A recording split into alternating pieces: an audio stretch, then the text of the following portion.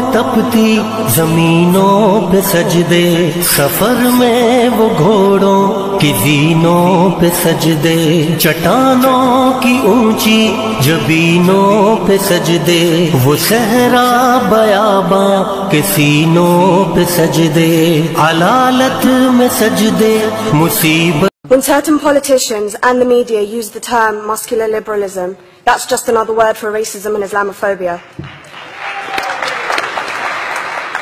This stance on Islam has led them into primary schools to ascertain why young girls wear the hijab, as it could be interpreted as a sexualization of these young girls. I say shame on Ofsted for victimizing young girls, for choosing to wear religious articles of clothing. There is no such measure made for other religions or other articles of religious wear. This stance has other ramifications.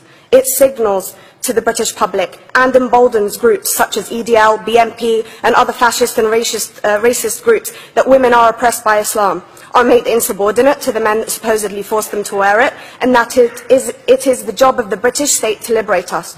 We reject this imperialistic saviour thinking.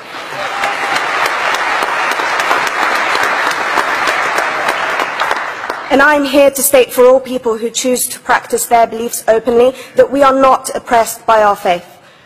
Islam is not one homogeneous block. There are Muslim women who do not wear the hijab, and that is their interpretation of their faith.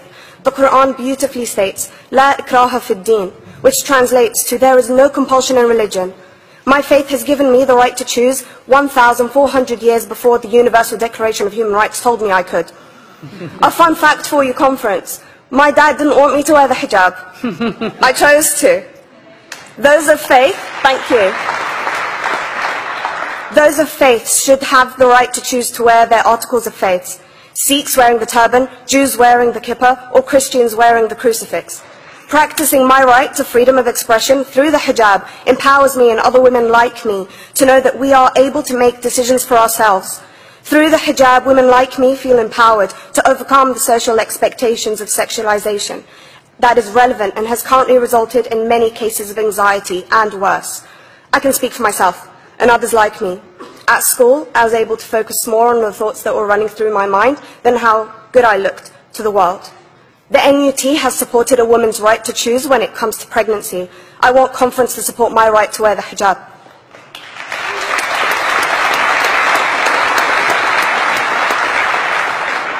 How I choose to practice my faith is clearly displayed for all to see. This makes me the target of hate crime. The level of racist attacks on Muslim women is disproportionate to any other oppressed group in British society because we are an easy target. This decision by Ofsted has ramifications beyond the school gates and must be seen in the context of increased attacks on the Muslim community and perpetuates the outdated notion that Muslim women are victims. I was on a trip last year to Hampton Court with my Year 7s, where a man felt comfortable to call me a terrorist. As a Muslim woman, I'm not a victim, so I challenged him. He denied it. I'm sure you've heard of the Punish a Muslim Day. It's been spoken about a few times already this morning. And as a Muslim, I'm actually quite optimistic. They're trying to limit it to one day. That's 364 less than normal.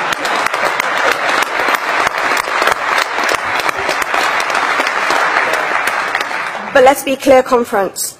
Islamophobia and other forms of racism affects non-Muslims too. If we don't challenge this stance as a collective, we may turn into a society like France, where women are forced by the law to choose between their faith and their education, their faith and their right to work in the public sector, their faith and their right to enjoy a day out by the seaside with their families. I want to end by stating that I came to this country as an 8-year-old refugee. We are Palestinians, forced out of our land in 1948. We lived in third world conditions, similar to those in Calais for 60 years. Please subscribe my channel and like, share, comment my videos and press the bell icon. Thanks for watching.